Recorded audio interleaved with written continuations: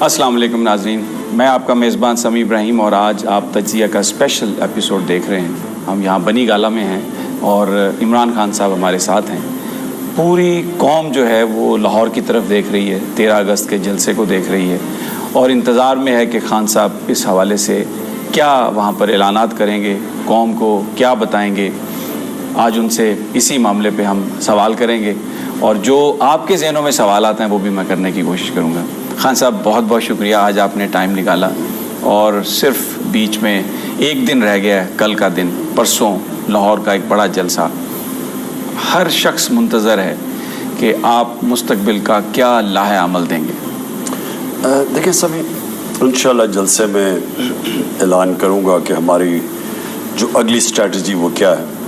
دیکھیں اس وقت ہم ایک بڑا فیصلہ کن موڑ ہے ہماری حقیقی آزادی کی تحریک کا۔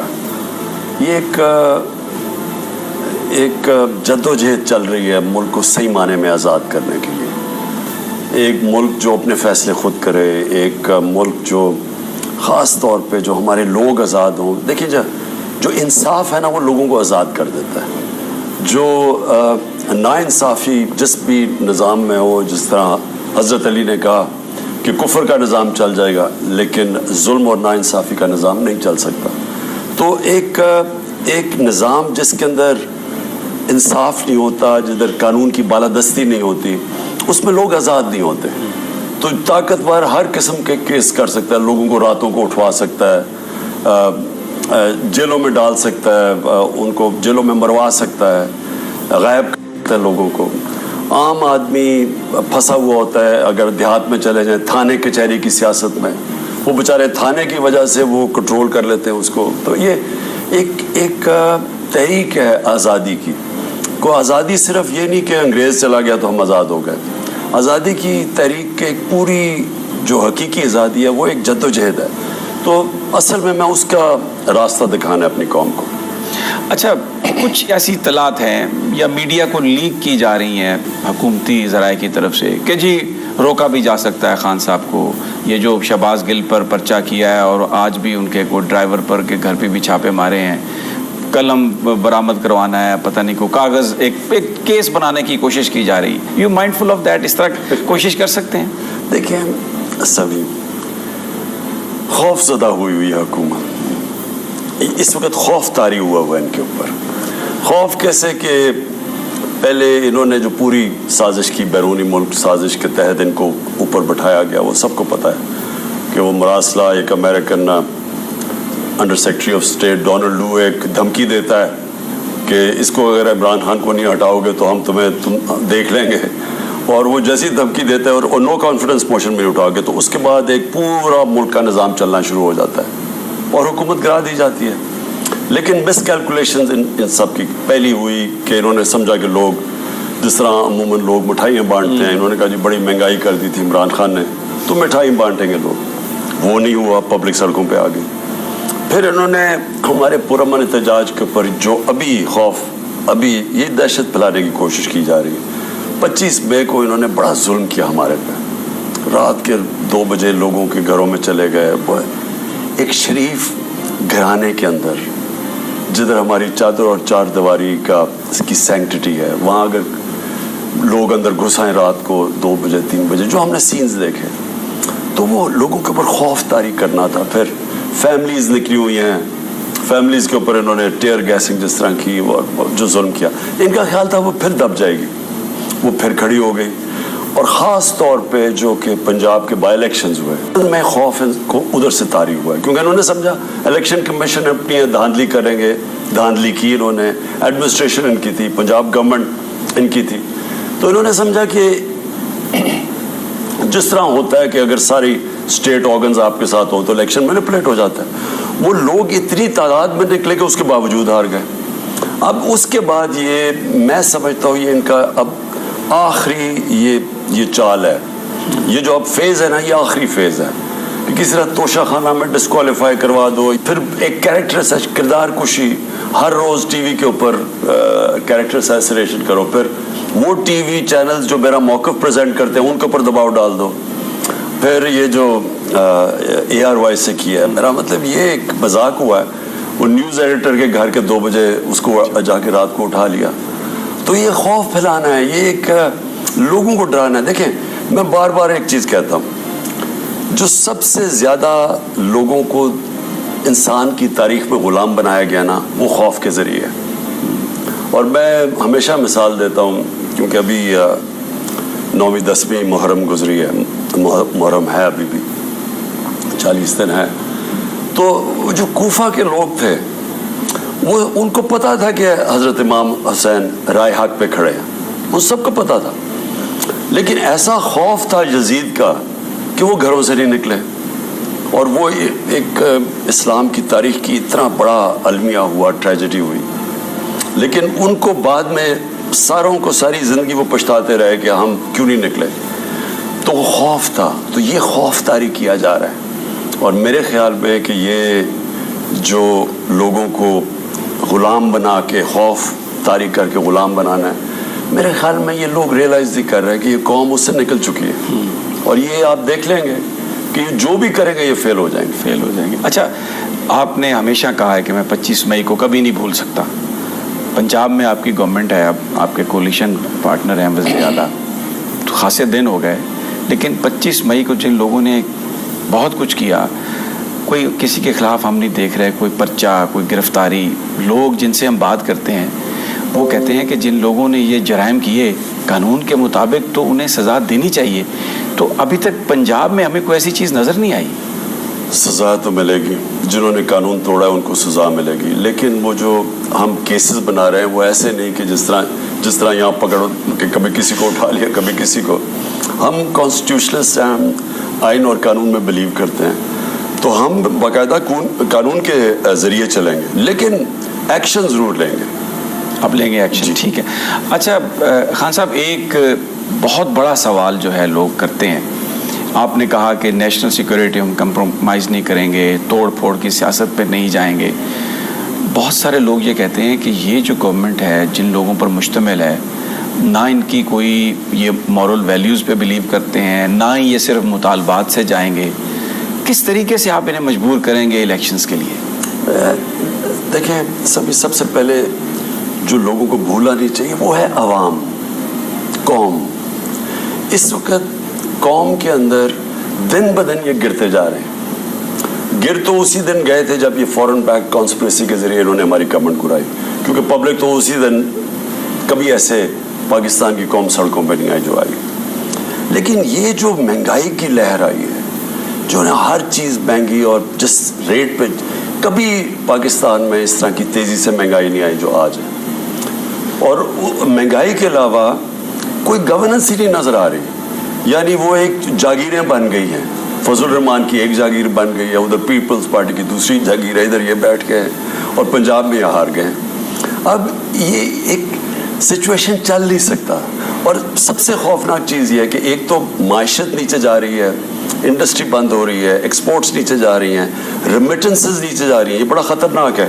اگر ڈالر جو پاکستان میں آتے تھے وہ کم ہونے شروع ہو گئے تو سب سے بڑا مسئلہ تو ڈالرز کا بنا ہوا ہے. تو اگر یہ کرنٹ اکاؤنٹ ڈیفیسٹ، جس سے مطلب کہ جو بیرونی ڈیفیسٹ ہے، وہ اگر بڑھتا گیا تو قرضے ان کو اور لینے پڑیں گے. آگے جو قرضے ہیں وہ جو مل رہے ہیں، اور مجھے خدشہ ہے کہ یہ جو ہمیں IMF کی طرف سے کوئی پیسہ تھوڑا سا ملے گا، وہ ملے گا کہ ہم جو ان کے لیے بیرونی جو امریکہ کے ایجنڈے کے اوپر ہم کام کریں گے. مجھے تو جو باہر مضمون نکلے ہیں جو میں پڑھ رہا ہوں، جو کہ انہوں نے کہا کہ پاکستان نے اگر اجازت دی ہے یہ جو ڈرون اٹیک ہوا ہے افغانستان میں، تو اس کی وجہ سے امریکن نے کنسیشن دی اور روپیہ تھوڑا مضبوط ہوا ہے، ڈالر تھوڑا نیچے آئے. تو اگر یہ سچ ہے تو سب سے بڑی بات یہ ہے کہ کیا ہم اپنی نیشنل سیکیورٹی کو کمپرومائز اب کرنا شروع کر دیا ہم نے اپنی اکانومی کو. اور آپ کی پروگرام میں یاد ہے میں نے آپ کو ایک دفعہ کہا تھا کہ اگر ہماری اکانومی اسی طرح گرتی رہی، ابھی بڑا پہلے 3 مہینے پہلے کی بات ہے، کہ اگر اکانومی اسی طرح نیچے گرتی رہی تو ہمیں ایونچولی نیشنل سیکیورٹی ہماری متاثر ہوگی. کیونکہ نیشنل سیکیورٹی کے اندر ملٹری سیکیورٹی کے علاوہ اکنامک سیکیورٹی بھی ہے. تو جب آپ کی اکنامک سیکیورٹی نیچے جاتی جائے گی تو جو سوویت یونین سے ہوا تھا آخر میں ان کی اکانومی بیٹھی تو وہ ملک ٹوٹ گیا. تو میں نے یہ تب آپ کے پروگرام میں کہا تھا اور بڑا شور مچ گیا کہ جی عمران خان کو غدار بنا دو اور یہ پتہ نہیں ملک کے خلاف ہے. تو آج مجھے خدشہ کیا ہے کہ اگر ہم نے ان کو ان کی یعنی یہ اجازت دے دی ہے, اس کا مطلب کہ ہم شامل ہو گئے ان کے ساتھ. اگر جو افغانستان سے ریئیکشن آئے گا تو وہ پاکستان کو سمجھیں گے کہ ہم نے بھی ان کے ساتھ مل کے یہ ایکشن لیا. تو وہ جو ہمارا وار آن ٹیرر میں شرکت کی تھی ہم نے, ہمارے سامنے ہے کہ ہاں تھوڑے سے ڈالر تو آ گئے تھے, کوئی 20 ارب ڈالر آ گئے تھے, لیکن جو ملک نے اس کے بعد قیمت ادا کی وہ اسے بہت بھاری تھی. ابھی بھی آج بھی ہمارے فوجی قربانیاں دے رہے ہیں, وہی جو اس کا تسلسل چلا آ رہا ہے وار آن ٹیرر کا. آج بھی بارڈر پہ کہیں نہ کہیں دیکھتے ہیں اب ہمارے جوان شہید ہوتے ہیں. تو کیا ہم اپنی ملک کے مفادات کو پیچھے رکھ کے اور صرف اس لیے کہ ایک ایسی گورنمنٹ آئی ہے جس کی کوئی اہلیت ہی نہیں ہے اس ملک کو چلانے کے لیے, تو کیونکہ انہوں نے معیشت ادھر تک لے گئے ہیں کہ ہم اب کمپرومائز کریں گے اپنی نیشنل سیکورٹی پہ.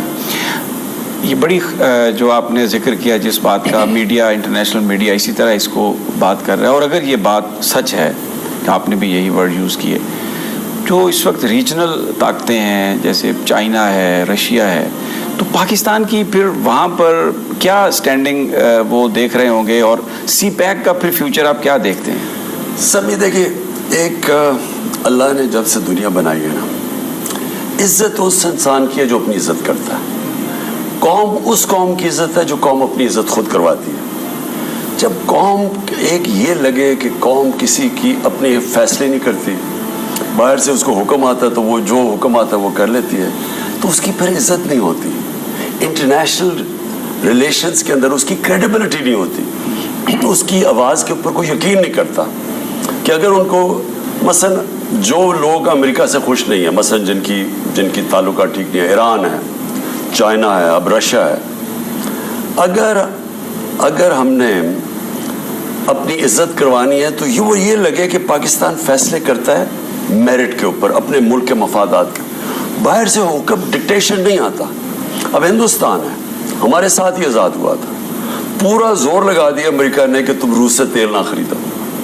ہر قسم کے انہوں نے زور لگایا. اس نے کہا نہیں, ہمارے ملک کے مفادات اس میں ہیں کہ ہم اپنے لوگوں کو سستا تیل دیں, اور روس سے ہمیں سستا تیل مل رہا ہے اور وہ دے رہے ہیں اپنے لوگوں کو. ہم نہیں کر سکے ابھی تک. اور آپ بلکہ آج ساؤتھ افریقن فورن منسٹر کو میں دیکھ رہا تھا, اس کی اسٹیٹمنٹ تھی, وہ جو امریکہ کا جو سیکرٹری آف اسٹیٹ ہے بلنکن, وہ اس کے ساتھ بیٹھ کے اس نے کہا ہمیں یہ نہ کہو, ساؤتھ افریقہ کہہ رہا ہے پاکستان کئی جگہ اس سے زیادہ تکڑا ملک ہے, 22 کروڑ لوگ, سب سے طاقتور.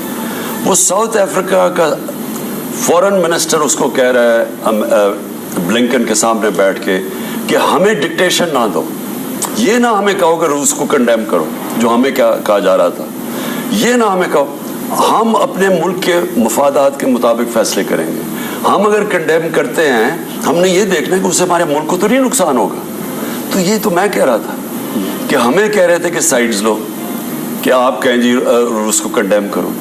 میں یہ کہہ رہا تھا کہ دیکھیں, آپ کشمیر میں تو کنڈیم نہیں کرتے, ہندوستان کو نہیں کنڈیم کرتے جو ہمارا مسئلہ ہے. آپ کا مسئلہ ہے اس وقت روس اور یوکرین, آپ ہمیں کہہ رہے ہیں کہ اس پہ شرکت کرو اور ان کو کنڈیم کرو, اور اس کنڈیمنیشن سے ہم سستا تیل بھی نہیں لے سکتے, ہم سستی گندم بھی نہیں لے سکتے, آگے ہم نے گیس کا بھی کانٹریکٹ کرنا ہے. تو آپ ہمیں حکم دے رہے ہیں کہ کنڈیم کرو, بلکہ یہ بھی کہا تھا کہ روس نہ جاؤ مجھے جانے سے پہلے. اور لیکن ہمیں کیا مل رہا ہے اس میں, ہمارے تو ملک کو نقصان اٹھا رہے ہیں. آپ کی فورن پالیسی کو آگے بڑھانے کے لیے ہم اپنے ملک کو قربان نہیں کر سکتے. کچھ خبریں اس طرح کی آ رہی ہیں جن کا تعلق یہ انٹرنیشنل حالات سے ہی ہے کہ سوات میں ان کی تحصیلوں میں دوبارہ ہمیں وہ ٹی ٹی پی کے لوگ نظر آ رہے ہیں, کچھ لوگوں کی کڈنیپنگ کی بھی بات ہو رہی ہے. اس کو آپ کس طرح سے دیکھتے ہیں؟ دیکھیں, میں نے یہ سارا, آپ کو پتا سب سے زیادہ تو میں یہ امریکہ کی وار آن ٹیرر کے خلاف تھا, اور میں مسلسل کہتا رہا کہ یہ جو ہم امریکہ کی جنگ لڑ رہے ہیں اس کی وجہ سے ہمیں بہت بڑی قیمت ادا کر رہے ہیں. اور اس میں قیمت کیا ہے کہ ہمارے وہ لوگ جن کو ہم نے پہلے کہا تھا کہ جہاد کرو جا کے سوویت یونین کے خلاف افغانستان میں, تب تو آپ وہ جہاد تھی اور آپ ہیروز تھے، لیکن اب کیونکہ امریکہ آ گیا افغانستان میں تو اب یہ دہشت گردی ہے. تو ان کا رد عمل آیا ہماری طرف. وہی لوگ جن کو ہم پہلے کہہ رہے تھے کہ جہاد اچھی چیز ہے، اب کہہ رہے ہیں کہ وہ دہشت گردی ہے. تو میں اس لیے کہہ رہا تھا کہ ہمیں نہیں بیچ میں پڑنا چاہیے، کیونکہ ہم یا تو پہلے غلط ہے یا اب غلط ہے. تو اس کا جب پاکستان کو نقصان ہو رہا تھا تو میں نے تب بھی کہا تھا کہ جب ہم امریکہ کی جنگ سے نکلیں گے اپنی جنگ بنا دیں گے، آپ جیت جائیں گے یہ جنگ. اب مجھے یہ سمجھ نہیں آ رہی کہ انہوں نے اے این پی کے اوپر اٹیکس تب یہ کیے تھے اور کہتے تھے کہ تم امریکہ کے حمایتی ہو. اے این پی کو جب یہ طالبان ٹی ٹی پی ان کو اٹیک کرتی تھی. مجھے ابھی یہ نہیں سمجھ آ رہی کہ اب تحریک انصاف کے لوگوں کو کیوں یہ دھمکیاں دے رہے ہیں، کیونکہ ہماری تو آزاد فورن پالیسی ہے، ہم تو سب دنیا کو واضح ہے ہم کھڑے کدھر ہیں.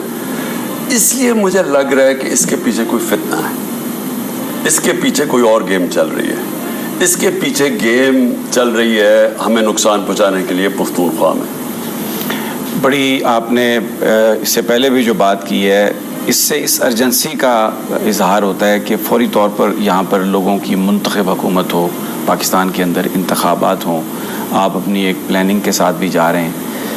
کوئی اور بھی طریقہ آپ آپشن پہ غور کر سکتے ہیں؟ کیونکہ ایک خبریں آئی تھیں کہ آپ نے ایک کمیٹی بنائی ہے جو مختلف جماعتوں سے رابطہ کر رہی ہے، کرے گی، تاکہ قومی اسمبلی کے اندر ان کی جو اکثریت ہے اس کو ختم کیا جا سکے. دیکھیں سمی، پہلے تو ایک چیز یہ سمجھ جائیں، یہ جو ابھی آپ نے یہ ٹی ٹی پی کی بات کی، سوات اور بھی علاقوں میں لوگوں کو دھمکیاں دے رہے ہیں.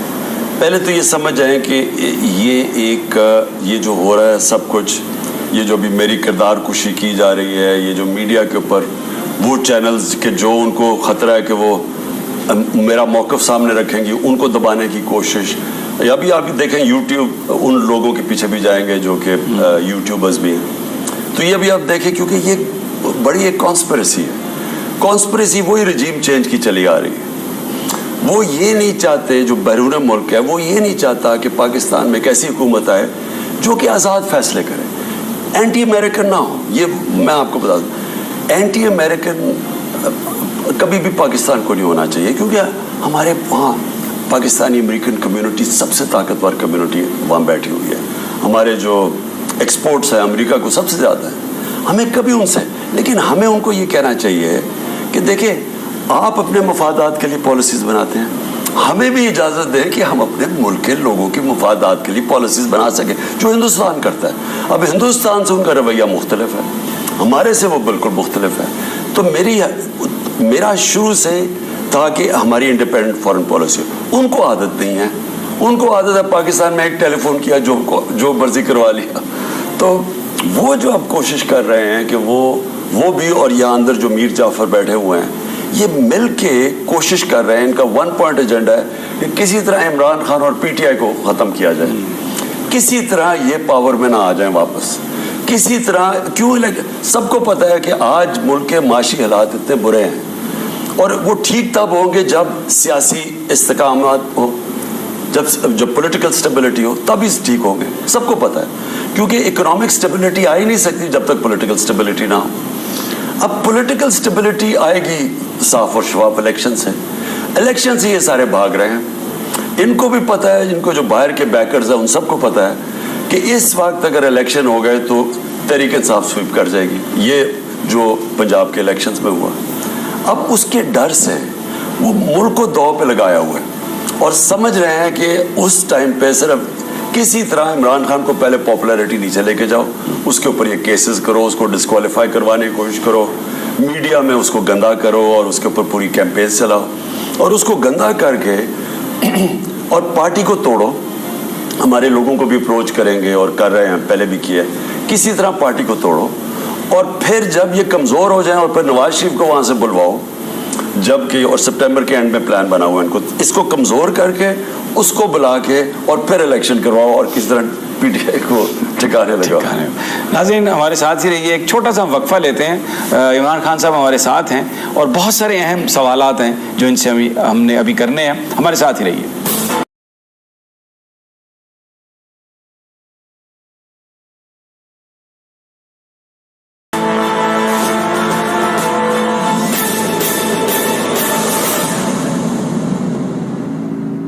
ویلکم بیک ناظرین. عمران خان صاحب ہمارے ساتھ ہیں. خان صاحب بڑی امپورٹنٹ آپ نے یہ بات کہی اور میں یہ سوال آپ سے اس لیے کروں گا کہ یہ ایک پروپیگنڈا کیا جا رہا ہے کہ اگر خان صاحب پاکستان کے دوبارہ وزیر اعظم بنتے ہیں تو آپ سمجھیں کہ امریکہ کے ساتھ تو لڑائی ہے ہی ہے. تو میں یہ چاہ رہا تھا کہ آپ تھوڑا سا ایکسپلین کریں. ابھی آپ نے کیا پچھلے سوال کے جواب میں, لیکن what type of relationship you want to have with the Americans? دیکھیں, ڈونلڈ ٹرمپ سے میری ٹھیک ریلیشن شپ تھی. اس نے جو عزت دی مجھے جب میں وہاں گیا واشنگٹن, حالانکہ میں نے اس کی تنقید کی جب اس نے کہا کہ پاکستان دہشت گردی کے اندر ملوث ہے, تو میں نے میری ٹویٹ ہے, بڑی اسٹرانگ ٹویٹ اس نے کی, میں پرائم منسٹر ہوتے ہوئے. اس کے باوجود اس نے بڑی عزت سے بلایا, شاید ہی کسی کو اتنی عزت دی ہو. تو وہ کیوں تھا؟ کیونکہ دیکھو امریکنز, میں ان کی سائیکی سمجھتا ہوں, وہ رسپیکٹ کرتے ہیں جو لوگ اپنے نیشنل انٹرسٹ کے لیے کھڑے ہوں. وہ جو لوگ ان کے پیر پکڑتے ہیں ان کی رسپیکٹ نہیں کرتے. یہ ویسٹرن سائیکی نہیں جانتے لوگ. یا میری زندگی گزری ہے وہاں, میں ان کو جانتا ہوں کہ کس طرح ڈیل کرنا ہے ان سے. ان کو عادت پڑی ہوئی ہے وہ ان سے حکم لینے کی. بدقسمتی سے جتنا ہمارے اوپر ظلم ہوا ہے کہ ہم نے اپنے مفادات کو قربان کر کے امریکہ کے حکم مانے, اور اس سے اب سب کے یہ جو وار آن ٹیرر ہے, یا سوچیں گے اس کے اوپر کبھی کوئی کمیشن ہی نہیں بیٹھی. 80,000 لوگ ہمارے مر گئے اس کسی کی جنگ میں. ہمارا قبائلی علاقہ اجڑ گیا, 35 لاکھ لوگ نقل مکانی کر گئے. ایسٹیمیٹ کرتے ہیں کہ $100 ارب سے $150 ارب کا اکانومی کو نقصان ہوا. 400 ڈرون اٹیک ہوئے ہمارے ملک کے اوپر. یعنی کون ملک اجازت دیتا ہے کہ اپنا ہی دوست اپنے ملک میں مار رہا ہے؟ جج, جوری اور ایکسیکیوشنر, یہ کوئی ملک اجازت نہیں دیتا کہ آپ فیصلہ کریں جی وہ دہشت گرد اس کو مار دو. ایسے تو کہیں نہیں ہوتا. ہم نے یہ سارا کچھ, ایک کمیشن نہیں بیٹھی. کم از کم یہ تو پتہ چلا ہے کہ یہ ہوا کیا ہمارے ساتھ. اور وہ اس لیے کیونکہ ہماری مائنڈ میں ہے کہ ہم اگر امریکہ کے بغیر ہم زندہ نہیں رہ سکتے. مجھے جو سب سے تکلیف ہے نا, یہ مائنڈ سیٹ ہے ہمارا. یہ ایلیٹ کا مائنڈ سیٹ ہے, عوام کا نہیں ہے. کہ جی امریکہ سے جس دن امریکہ نے ہمارے سے وہ ناراض ہوا تو ہم مر جائیں گے. یہ مائنڈ سیٹ جو ہے نا, اس نے اس ملک کو اتنا نقصان پہنچایا ہے کیونکہ ہم نے پیر پہ کھڑے ہونے کی کوشش ہی نہیں کی. ہمیں پتہ ہی نہیں ہے کہ اللہ نے ہمیں کیا کیا صلاحیتیں دی اور ہمارے نعمتیں دی. اور سب سے بڑی بات کہ جو اس ملک کا نعرہ تھا کہ پاکستان کا مطلب کیا, لا الہ الا اللہ, کہ ایک قوم کیسے اس طرح کی غلامی کر سکتی ہے. جو بنی تھی ایک بڑے خواب, ایک خودداری, علامہ اقبال کی جو خودی کا کانسیپٹ سارا, کہ ہم ایک سوائے اللہ کے ہم جھکنے والے نہیں, خوددار لوگ ہیں, غیرت مند لوگ ہیں. یہ ساری ہمارا انہوں نے تباہی کی ہے ایلیٹ نے, یہ ہمیں یہ غلامی کروا کے.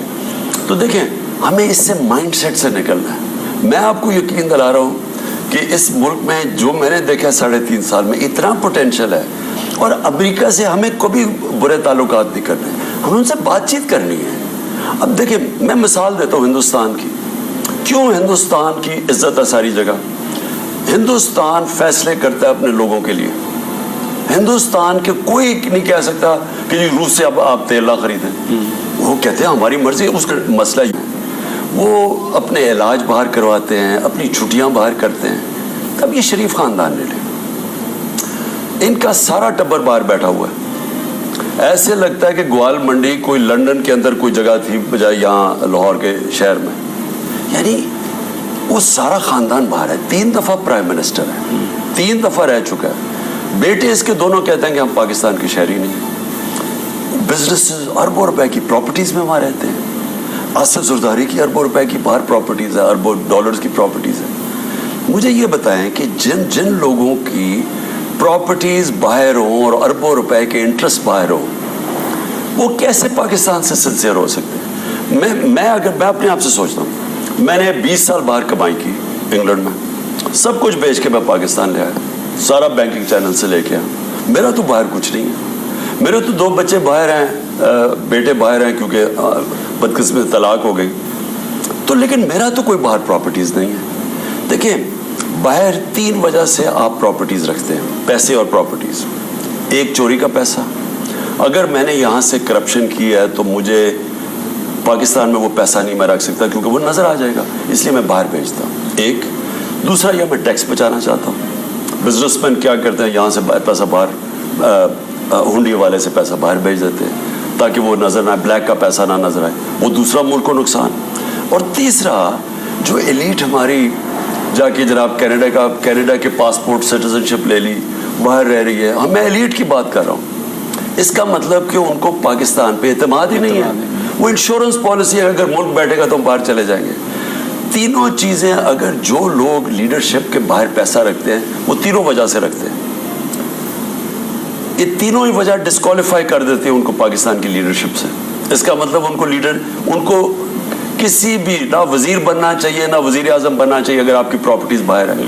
کیونکہ اگر آپ کا جینا مرنا یہاں نہیں ہے تو آپ اسٹرگل کیسے کریں گے اپنے ملک کے لیے. لیکن اس ساری صورتحال میں خان صاحب, جس ادارے نے ان کو ڈسکوالیفائی کرنا یا الیکشن لڑنے سے روکنا, الیکشن کمیشنر, وہاں پر ایک ایسا بندہ بیٹھا ہوا ہے جو انہی کا آدمی ہے.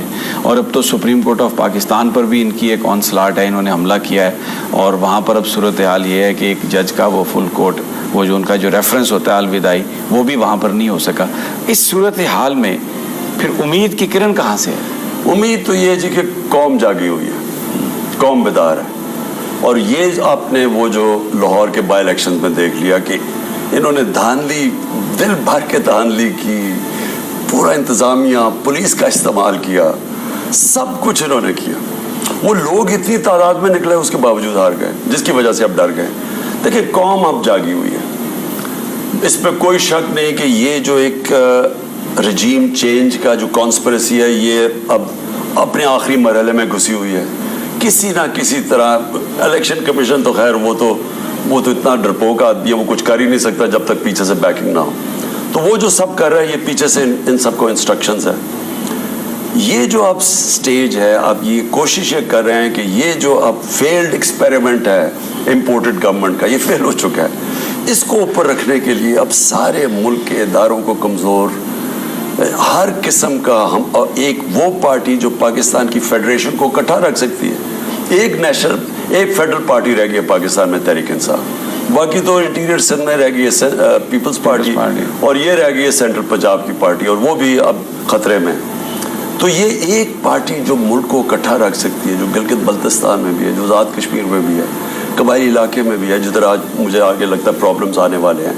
ایک پارٹی جو ملک کو اکٹھا رکھ سکتی ہے اس کو کمزور کیا جا رہا ہے, اس کو کانسپریسی کے تحت توڑنے کی کوشش کی جا رہی ہے. ایک اس کا جو لیڈر ہے اس کے اوپر ہر قسم کے گھٹیا قسم کی کردار کشی, اس کی اوپر یہ جو اور بائی دا وے یہ دونوں جو کیسز ہیں توشہ خانہ کی, اور وہ میں چیلنج کرتا ہوں کہ ساتھ ہمارے ان دو پارٹیز کو بھی بٹھائیں, پیپلز پارٹی اور فضل الرحمان کو بھی.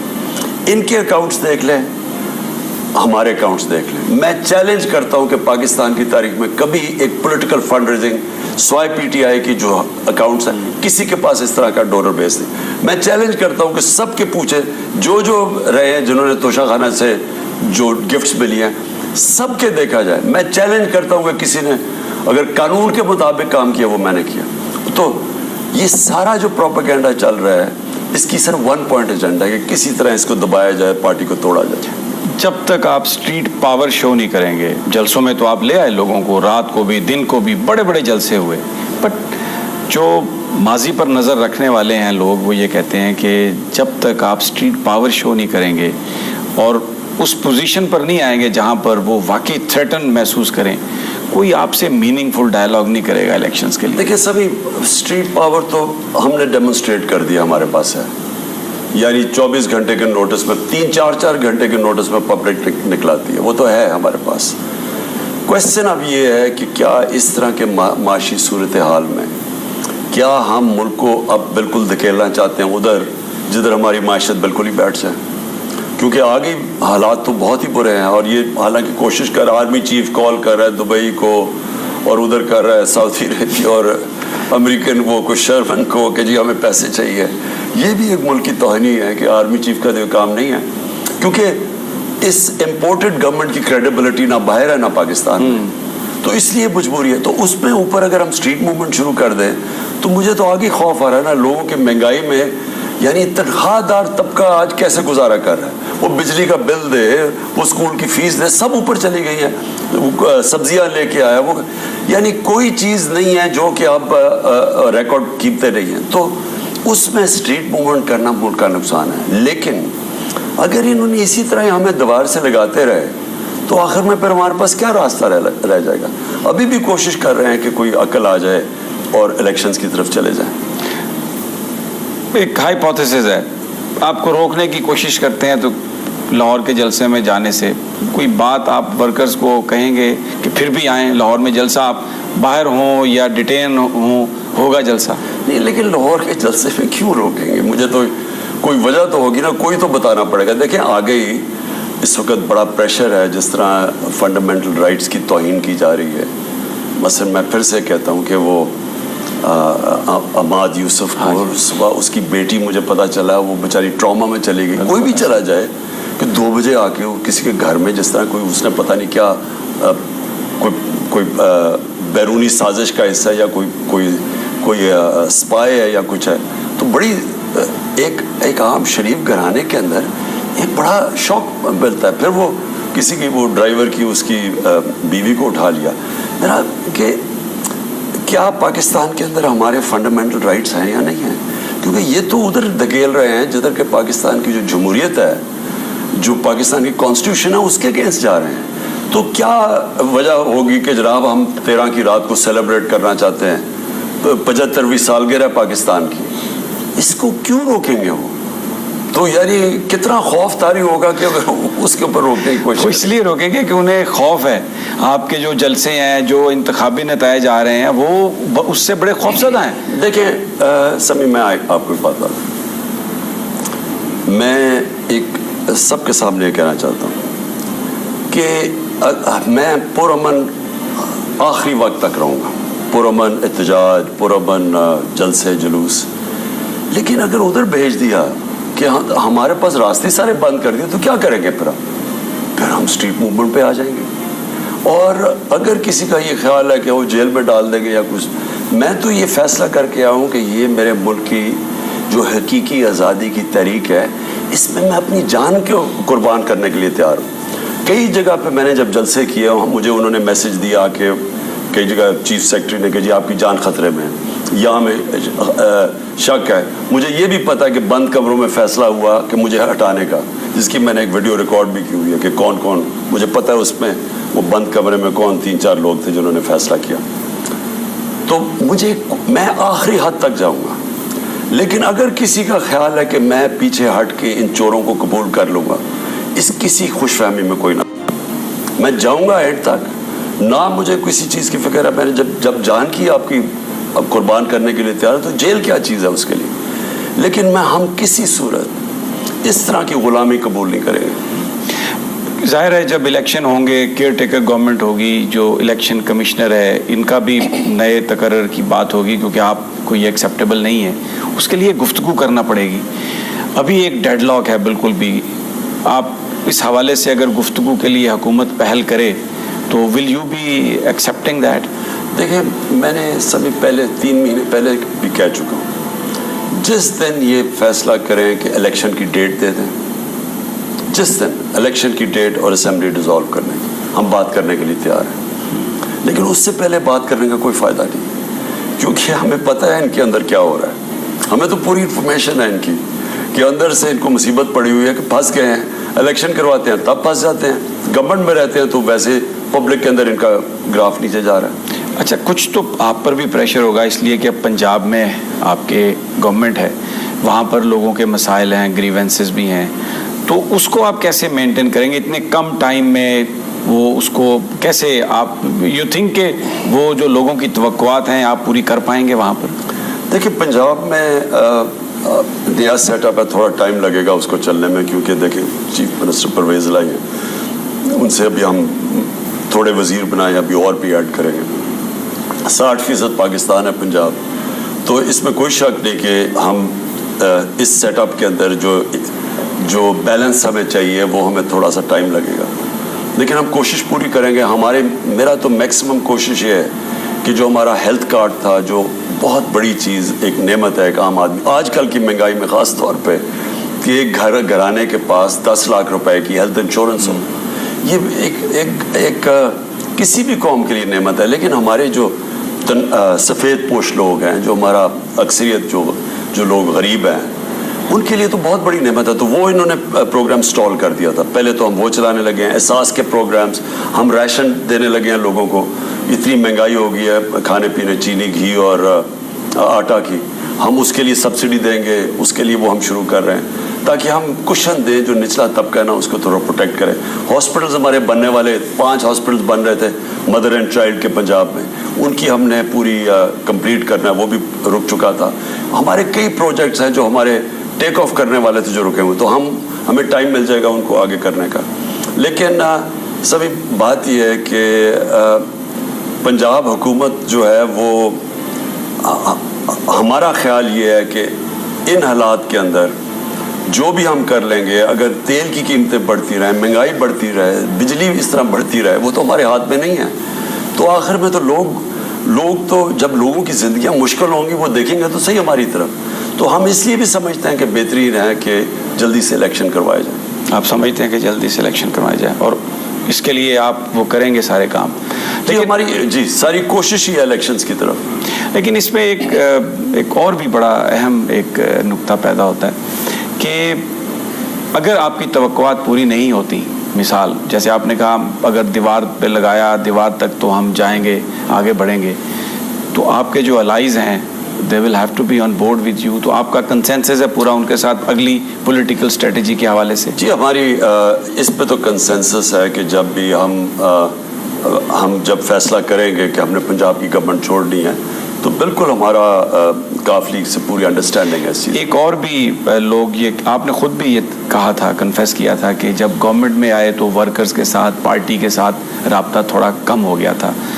تو ابھی آپ اگر ایک فوری طور پر کسی بڑی موومنٹ کی طرف نہیں جاتے, کسی لانگ مارچ کی طرف نہیں جاتے, تو ٹیمپو کو بھی برقرار, پولیٹیکل ٹیمپو کو برقرار رکھنا بھی ایک چیلنج ہے. تو کچھ پارٹی ورکرز کے ساتھ کچھ جلسے, کچھ میٹنگز پنجاب میں, وہ آپ کے پلاننگ میں ہے کچھ؟ دیکھیں پولیٹیکل پارٹی عوام میں جاتی ہے, تو میرا تو سارا پلان ہی ہے کہ اپنی ساری, میں نے بڑا کور کر چکا ہوں, 4 مہینے میں تقریباً سارا پاکستان کور کر چکا ہوں, لیکن کئی جگہ رہ گئی ہیں. تو میرا پلان ہے ان ساری جگہوں پہ جانا, کیونکہ ہم تو الیکشنز کی تیاری کریں گے, نہیں تو تحریک کی تیاری کریں گے, لیکن جانا تو پبلک میں آپ جائیں گے. اچھا, بہت سارے لوگ آپ سے ساتھ ساتھ خفا بھی ہوئے بڑے چھوٹے لیول پر, کچھ وہ بھی کوشش کر رہے ہیں کہ جو پارٹی سے لوگ ہٹ گئے, پیچھے اگنور ہو گئے, ان کو بھی دوبارہ آپ لے کے آئیں, اپنے ساتھ ملائیں. دیکھیں سبھی کئی لوگ ایسے ہیں جنہوں نے کمر میں چاقو مارا پارٹی کی, تو ان کو تو خیر واپس لے کے آئیں گے, لیکن کئی ایسے لوگ ہیں جن کو ہم نے نگلیکٹ کیا. مثلا جب ہم گورنمنٹ میں آئے تو وہ اتنے زیادہ پریشرز تھے کہ جو ورکرز اور جو پارٹی ہے وہ اس کو وقت ہی نہیں ملا اس کے لیے, کیونکہ پریشرز بہت زیادہ تھے اور پہلی دفعہ گورنمنٹ میں آئے تھے. تو ان کو تو وہ جو پیچھے جن کو ہم نے تھوڑا نگلیکٹ کیا ان کو تو ہم نے ساتھ ملانا ہے. ایک دن کے بعد جلسہ ہے, آپ بات کر رہے ہوں گے لاہور میں جا کے انشاءاللہ. Anything particular you want to say to the public at the end of this interview? دیکھیے سبھی, میں اپنی قوم کو صرف ایک ہی چیز کہتا ہوں کہ میں ایک وہ پاکستانی ہوں جو کہ پاکستان کے ساتھ بڑا ہوں, اور میرے ماں باپ میں ہمیشہ ان کی جو ساری جنریشن تھی وہ غلامی میں پیدا ہوئے تھے, اور انہوں نے ہمیں بچپن سے اس چیز کا احساس دلوایا تھا کہ بڑے خوش قسمت ہو ایک آزاد ملک میں پیدا ہوئے. تو یہ جو آزادی ہے, میں وہ تقریریں دکھاؤں گا اپنی, جب میں آج سے 26 سال پہلے پولیٹکس شروع کی تھی, اس پرسوں کے جلسے میں دکھاؤں گا کہ میں جو 26 سال پہلے کہہ رہا تھا وہ آج کہہ رہا ہوں. تب میں 26 سال پہلے کہا تھا کہ میں کبھی اپنی قوم کو کسی کے سامنے جھکنے نہیں دوں گا, اور میں نے 26 سال پہلے کہا تھا کہ ہم نے اس چیز پہ آنا ہے, نظریہ پاکستان کے, پاکستان کا مطلب کیا, لا الہ الا اللہ. میں نے وہی لوگوں کو بتانا ہے کہ یہ میری سٹرگل کوئی آج کی نہیں ہے. میں جب کرکٹ کی گراؤنڈوں پہ بھی تھا نا, تو ہم کرکٹ کے ذریعے بتانا چاہتے تھے کہ ہم کسی سے کم نہیں ہیں. میں نے جب کرکٹ شروع کی تھی تو میرے سینئر کہتے تھے کہ انگریزوں سے اگر تم عزت سے ہار جاؤ تو بڑا اچھا ہے. میں جب شروع کی تھی, اور ہم نے اسی ٹائم پہ ایک ٹیم بنی جس نے ورلڈ کپ اور ٹاپ دنیا کی ٹیم بن گئی, تو ہمیں فخر ہوتا تھا کہ ہم کسی سے کم نہیں ہیں, کیونکہ غلامی ایک انسان میں احساس کمتری ڈال دیتی ہے. آپ کی سیلف بلیف چلی، خود اعتمادی ختم ہو جاتی ہے. تو ہم نے کرکٹ کے ذریعے اپنے آپ کو اٹھایا. اور میرا جب بھی پالیٹکس میں پہلے دن سے میں چاہتا تھا کہ ایک خوددار قوم بن کے ہم کھڑے ہوں، کیونکہ میں دیکھتا تھا اب ہمارے حکمران کبھی ادھر جھکے ہوئے ہیں، کبھی ادھر ہیں، کبھی کوئی سیلف رسپیکٹ نہیں ہے. دنیا میں پاکستانیوں کی عزت نہیں تھی، ہرے پاسپورٹ کی کوئی عزت نہیں تھی، ہرے پاسپورٹ کو علیحدہ کھڑا کر دیتا تھا. اور ہمارے ساتھ ہی ہندوستان آزاد ہوا اور ہندوستان کی اہمیت ہمارے سے زیادہ تھی، ان کی رسپیکٹ تھی. تو میں جب پالیٹکس میں آیا بھی تھا تو میں چاہتا تھا کہ میری قوم ایک خوددار قوم بن کے رہے، اور وہ راستہ پکڑے جس کی جو علامہ اقبال کی ساری جو ان کی کوشش تھی کہ غلام مسلمانوں کو ہندوستان کو جگاؤ اور ایک خوددار قوم بن کے رہو. تو یہ میں انشاءاللہ جو پرسوں کا جلسہ ہے اس میں یہی اپنی قوم کو میسج دینا چاہتا ہوں اور روڈ میپ دینا چاہتا ہوں. خان صاحب بہت بہت شکریہ. Thank you very much.